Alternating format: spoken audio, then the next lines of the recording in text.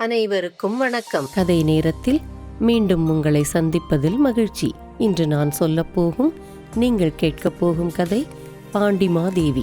எழுதியவர் திரு நா. பார்த்தசாரதி அவர்கள். அத்தியாயம் 14. முரட்டுக்கரம்.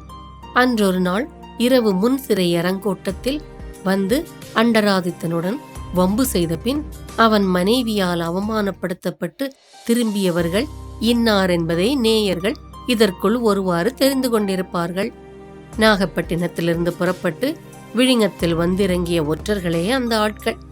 முன் சிறை அரங்கோட்டத்தில் தங்குவதற்கு இடம் கிடைக்காமல் திண்டாடிய அந்த இரவுக்கு பின் அவர்கள் தென்பாண்டி நாட்டில் 2 நாட்களை ஒளிவு மறைவாக கழித்து விட்டார்கள். நாஞ்சில் நாட்டு அரசாட்சி நிலைகளை பற்றியும் மகாராணி வானவன் மாதேவியை பற்றியும் எத்தனையோ செய்திகளை அறிந்து கொண்டார்கள். தாங்கள் அங்கே வந்த மறுநாளைக்கு மறுநாள் மகாராணி பௌர்ணமி தினத்தன்று கன்னியாகுமரியில் தரிசனத்துக்காக வரப்போகும் செய்தியும் அவர்களுக்கு தெரிந்தது.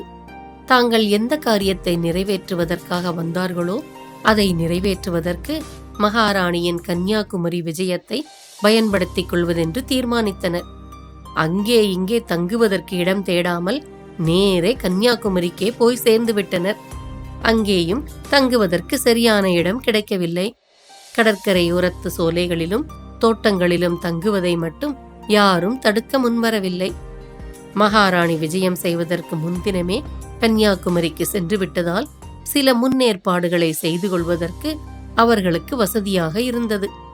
எங்கே ஒளிந்திருப்பது, தங்கள் திட்டத்தை எப்படி நிறைவேற்றுவது, எப்படி தப்புவது என்பது போன்ற முன்னேற்பாடுகளை பக்குவமாக செய்து வைத்துக் கொண்டு விட்டனர் வடதிசை பேரரசரின் அந்த ஒற்றர்கள்.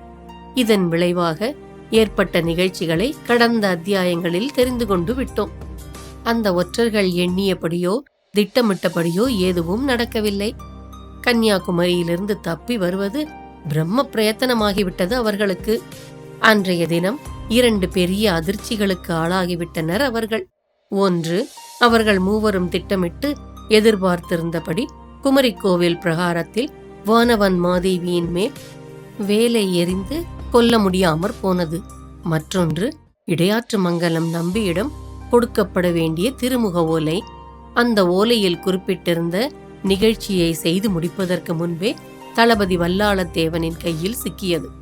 இந்த 2 எதிர்பாராத அதிர்ச்சிகளிலிருந்தும் விடுபட்டு தாங்கள் அனுப்பப்பட்ட நோக்கத்தை நிறைவேற்றி திரும்பவில்லையானால் ஆத்திரக்காரனான கொடும்பாளூர் மன்னன் தங்கள் தலையை வாங்கி விடுவான் என்பது அவர்களுக்கு நன்றாக தெரியும். என்ன செய்வதென்று திகைத்தனர் அந்த 3 ஒற்றர்களும். முத்தரையா, ஊருக்கு திரும்பின பின்ன நம்ம உசுரோட இருந்தும் இல்லாததும் சொல்லிவிட்ட காரியத்தை முடிச்சுட்டு போகிறோமா இல்லையாங்கிறத பொறுத்தது. ஆகவே இன்னும் காலம் கடந்துடல. இன்னும் மீதம் இருக்க இந்த ராப்போது முடிஞ்சு நாளை பொழுது விடியறதுக்குள்ள 100 கொலைகளை செய்யலாம், 100 ஓலைகளை எழுதலாம் என்றான் செம்பியன் என்னும் ஒற்றன். எனக்கு அப்பவே தெரியும். புன்னமரத்து தோட்டத்துல நம்ம ஆடைகள்லாம் களைஞ்சி வச்சுட்டு கடலில் நீராடிட்டு இருந்த போது அந்த குட்டத்தடியன் வந்து பார்த்தானே, அப்பவே ஏதோ கோளாறு நடக்க போகுதுன்னு என்னோட மனத்துல குரலி சொல்லிட்டுது என்றான் முத்தரையன். நடந்ததை பேசி என்ன போகுது? அந்த குடுமிக்கார தடியனை மறுபடியும் எங்காவது பார்த்தா உடனே வெட்டி போட்டுருவோம். இப்ப நடக்க வேண்டியதை பார்ப்போம். செம்பியா, உன்னோட யோசனைய சொல், ஏதோ சொன்னியே என்றான் இரும்பறை. நான் சொல்ற வழியை கேட்டாதான் கொடும்பாளூர் மன்னரோட கோபத்துக்கு ஆளாகி சாகாம தப்ப முடியும். முதல்ல ஒரு போலி ஓலை தயார் செய்யணும். தளபதி நம்மிடமிருந்து பறிச்சு கொண்ட ஓலையில என்ன எழுதியிருந்ததோ அதை அப்படியே இந்த புது ஓலையில எழுதிடுவோம். ஓலையில வடதிசை மூவரசோரோட அடையாள சின்னங்களையும் எழுத்தாணியும் வரைஞ்சுக்கலாம். அந்த ஓலைய பத்திரமா வச்சுண்டு புறத்தாய நாட்டு கோட்டைக்கு போவோம். எப்படி நம்மால கோட்டைக்குள்ள நுழைய முடியும்? எந்த விதத்துல மகாராணியை நெருங்கி கொலை செய்ய முடியும் அப்படிங்கறதெல்லாம் இப்போது நான் விவரிச்சு சொல்ல முடியாது. இந்த நள்ளிரவுல வேற்று நாட்டு ஒற்றர்களான நம்ம கோட்டைக்குள்ள நுழையறதும் குறிக்கோளை முடிக்கிறதும் நம்மோட சாமர்த்தியத்தை பொறுத்தது. இது நம்முடைய கடைசி வினாடி முயற்சிகள் என்று செம்பியன் ஆணித்தரமாக கூறிய போது மற்ற 2 பேர்களும் மறுக்க முடியவில்லை. முதல்ல இப்ப ஓலைக்கும் எழுத்தாணிக்கும் எங்க போறது? போறதுக்கு ஒரு இடம் இருக்கு. எனக்கு இப்பதான் நினைவுக்கு வருது. முன்சிறை அரங்கோட்டத்துக்கு போனா இப்ப ஓலையும் எழுத்தாணியும் தயாரிச்சிடலாம். அந்த சத்திரத்து மணியக்காரரு கணக்கு எழுதுறதுக்காக ஓலை எழுத்தாணி நிச்சயம் வச்சிருப்பான். அதோட அந்த தடியனும் அவன் மனைவியுமான அந்த துடுக்குக்காரியும் அன்னைக்கு நம்மளை அவமானப்படுத்தினதுக்கு சரியானபடி பழி வாங்கிடலாம் என்று இரும்பொறை யோசனை கூறிய போது, பாராட்டுகிறேன் இரும்பொறை, உன்னுடைய மண்டைக்குள்ள இவ்வளவு ஞாபக சக்தி ஒளிஞ்சின்னு இருக்கிறது எங்களுக்கு இதுவரையில தெரியாமலே போய்விட்டது என்று அவன் முதுகில் தட்டி கொடுத்தனர் செம்பியனும் முத்தரையனும். இந்த தீர்மானத்திற்கு பின் அவர்கள் மூவரும் வேகமாக முன்சிறை அரங்கோட்டத்துக்கு புறப்பட்டு சென்றனர். அப்படி செல்லும் போது எங்காவது யாரிடமாவது அகப்பட்டு கொண்டு விட நேருமோ என்ற பயத்தினால் ஊர்களுக்கும் நகரங்களுக்கும் ஊடே செல்லும் நாட்டுப்புறத்து சாலைகளிலோ வழிகளிலோ செல்லாமல் காட்டுப்பாங்கான கிளை வழிகளில் மறைந்து சென்றனர்.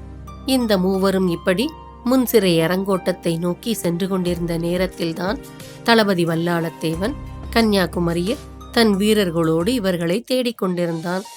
நாராயணன் சேந்தன் சுசீந்திரம் தானுமாலய விண்ணகரத்தில் மகாமண்டலேஸ்வரரை சந்தித்து கன்னியாகுமரியில் நடந்த நிகழ்ச்சிகளை கூறுவதற்காக குதிரை பிரயாணம் செய்து கொண்டிருந்தான்.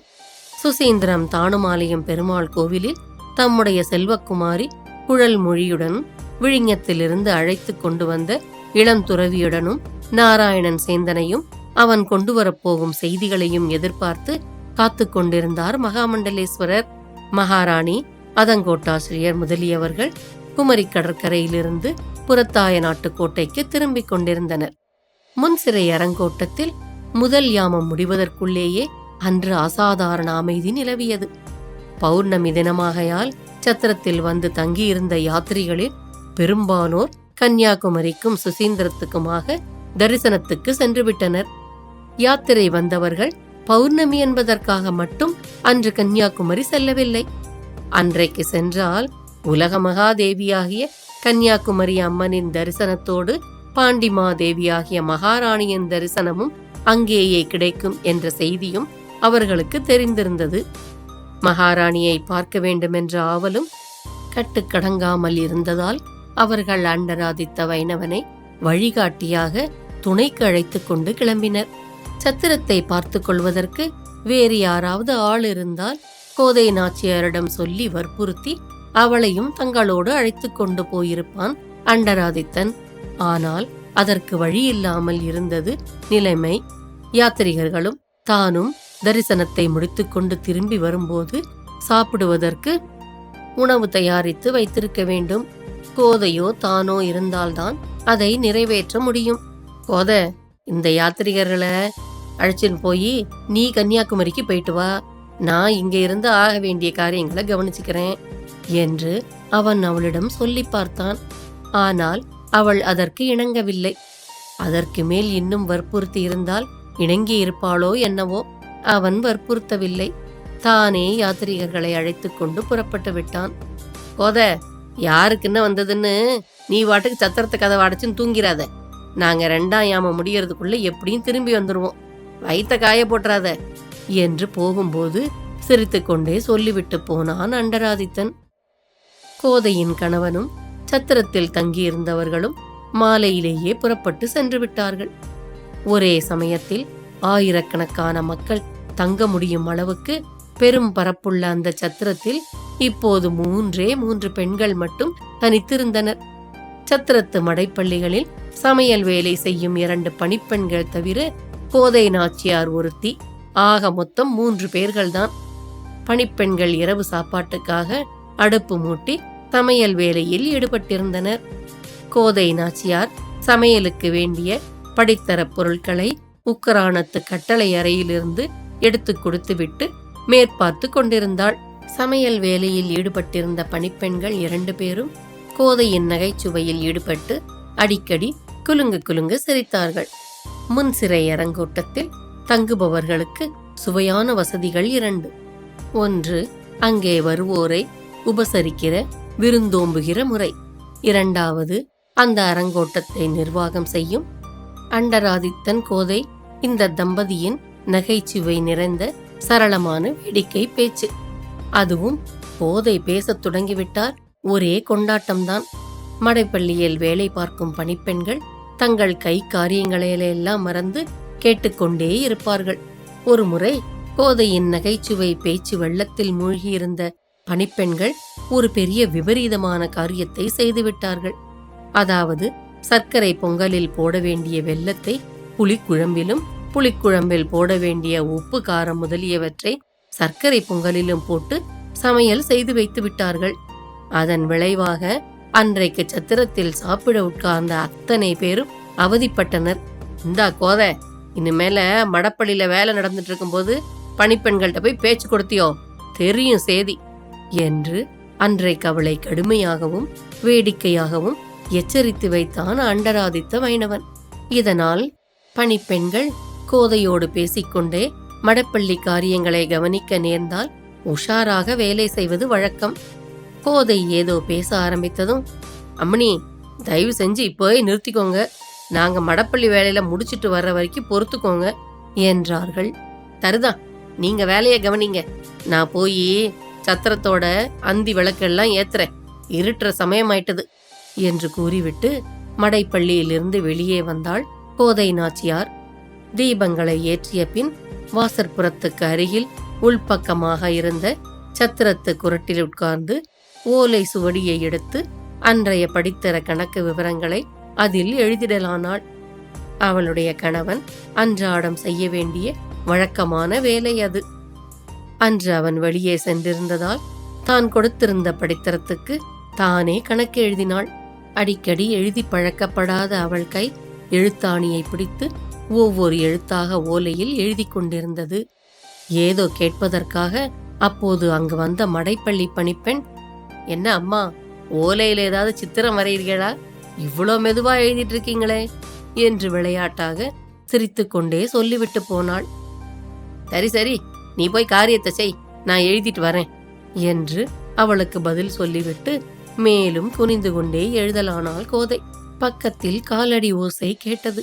பணிப்பெண்கள் தான் ஏதாவது கேட்டு போக வந்திருப்பார்கள் என்று தலை நிமிராமல் எழுதி கொண்டிருந்தாள் அவள். குபீரென்று விளக்கை நோக்கி வாயால் ஊதும் காற்றோசை. விளக்கு உடனே அடைந்தது. சீ, இது என்னடி உங்களுக்கு இவ்வளோ திமிர்?